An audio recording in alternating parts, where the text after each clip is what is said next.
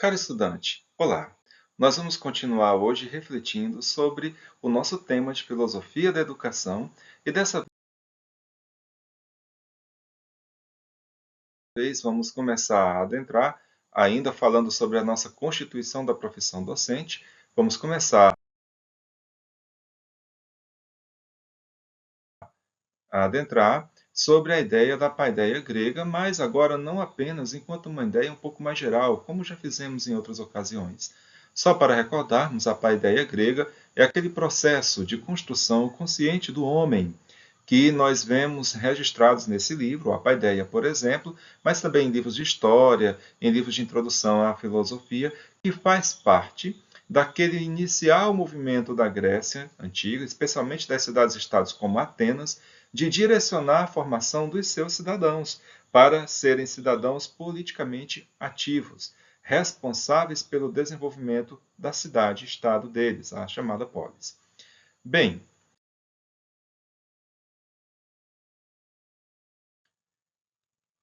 hoje nós temos que começar a falar um pouco sobre os filósofos. Inicialmente nós tínhamos falado sobre o movimento pensado pelos políticos, digamos assim.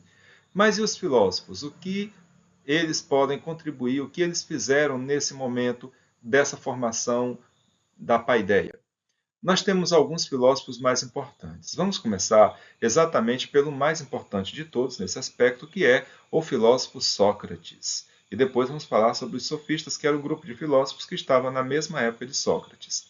Sócrates, ele era focado na formação humana das pessoas, o melhor da alma das pessoas. E a palavra alma não significa aqui aquela dimensão espiritual que nós temos, mas de respeito à nossa capacidade de reflexão, à nossa capacidade de pensamento sobre as coisas. Sócrates havia um método para chegar no conhecimento, que é o método da ironia e da maiêutica. São dois passos do mesmo método. A ironia levava o interlocutor a perceber que ele nada sabia sobre alguma coisa. Às vezes nós também achamos que sabemos sobre algo, conversamos com uma pessoa que é mais entendida sobre aquilo e concluímos que, na verdade, o nosso saber é muito pouco ou nenhum. Veja, é o mesmo passo socrático. Mas, se nós ficarmos só na ironia, não damos o segundo passo do método, que é a maiêutica. A maiêutica é quando o mestre, o professor, o docente, aquela pessoa mais sábia, leva o seu interlocutor pelos seus próprios meios, pelas suas próprias capacidades, ao conhecimento melhor, ao conhecimento do que é o bem, ao conhecimento das virtudes, no caso de Sócrates, a um conhecimento mais aprimorado. Então Sócrates focava na ironia e na maiêutica como método para ensinar e para formar a pessoa. Na época de Sócrates, queridos, havia também um grupo de filósofos que vinham das mais diversas regiões da Grécia e eram chamados filósofos sofistas. A palavra sofista vem de sabedoria, mas é já uma interpretação um pouco mais pejorativa do termo. Seria uma espécie de falso sábio. Sofia, sofistas, né? Está ali perto no mesmo tronco linguístico. Bem, eles encantavam por um lado, devido ao seu brilhantismo, eram geniais, e por outro, eles também desencantavam, digamos assim, porque cobravam para ensinar aquilo que ensinavam. E isso conferia à atividade deles um caráter um pouco escandaloso, né? Bem, o ensinamento deles era focado em dois pontos: na oratória, que nada mais é do que a arte de orar, quer dizer, de falar bem, e a retórica, que é a arte de convencer. Nós podemos ter uma boa oratória, saber pronunciar bem as palavras, projetar bem o som da nossa voz, mas podemos não ser tão bons em retórica, quer dizer, usar bons argumentos, conduzir bem o pensamento. Então é necessário casar as duas realidades e os sofistas eram especialistas nisso. E a atividade deles era escandalosa justamente porque eles cobravam por isso, ensinavam isso para as pessoas que podiam pagar, que seriam depois aquelas pessoas que iriam, né, dirigir a cidade, que seriam os políticos da cidade.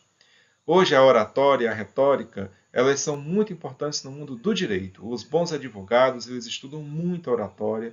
Os bons retóricos são geralmente juízes e advogados e promotores, porque é necessário, é uma atividade realmente necessária para poder convencer, para poder levar a versão dos fatos aos tribunais de forma mais convincente, né? Bem, de modo geral, esse sistema educacional grego ele era praticado nas praças, que naquela época se chamavam de ágoras, refletindo a visão da época. A visão da época é que as pessoas se reuniam numa praça pública e nessa praça pública as decisões, pelo menos em algumas cidades da Grécia, eram discutidas e tomadas. Mas o fato de esse processo educativo acontecer em uma praça pública também significa o seguinte, que a educação como um todo é um patrimônio de todos e, em tese, ela deve ser publicizada o máximo possível. Nós podemos questionar, certamente, a eficácia desse padrão grego para eles, na época deles. Mas temos que considerar que cidadão não era todo mundo. Homens, mulheres, homens escravos, mulheres, crianças e pessoas que não tinham muitas posses, normalmente estavam fora da esfera dos chamados cidadãos. Os cidadãos normalmente eram os homens do sexo masculino, com posses, nascidos e criados na Grécia, e alguns outros critérios que variavam um pouquinho de tempos em tempos. Mas era para esse grupo que era publicizado, digamos assim, esse modelo. Por isso a ideia de uma cosmovisão, né? Bem, já em Roma, para a gente fazer um salto aí de alguns bons anos, né? Em Roma, as escolas elas surgem de forma um pouquinho diferente. Primeiramente, não era em praça pública, mas chamadas em lojas de instrução. Lá surge a figura do Magister Ludi. Magister significa maestro, ou então mestre. E Ludi, jogo. A ideia é que Ludi, jogo, brincadeira, daí a palavra ludibriar, por exemplo, ir para a escola não é motivo de tristeza, é motivo de jogo, de alegria, de brincadeira, né? De você passar o tempo fazendo boas coisas, que era justamente aprender. Tanto é que em latim a escola se diz ludus, né? Ludus. Então, o Magister Ludi é a primeira figura assim na Roma antiga que se aproxima aí da figura do professor. Bem, só que esse Magister Ludus ele era mais para as crianças pequenas. Quando a pessoa já era um pouquinho mais desenvolvida, já tinha a capacidade ali de aprender a ler, ele ia para os gramáticos. Inclusive tem uma famosa frase que fala o seguinte: Cesare non est supra grammaticus. César não está acima dos gramáticos, né? Significa que era aquele conhecimento da língua escrita, dos escritos antigos, um pouco daquele conhecimento bem mais arrojado, digamos, né? E a figura do retor é uma figura um pouco mais ainda elevada. Os retores são aqueles que organizam o conhecimento assim de forma mais aplicada, pensando no mundo político, no mundo das decisões, no mundo da influência. Seria um pouco assim, nós temos ali, grosso modo falando, grosseiramente falando, a letra A, Magister Ludi, ensino fundamental 1, o ensino médio com os gramáticos e aproximadamente o ensino superior ali com os retores, tá certo? Bem, queridos, então, nesse primeiro momento dessa formação, dessa filosofia da educação, nós temos esses elementos no período clássico.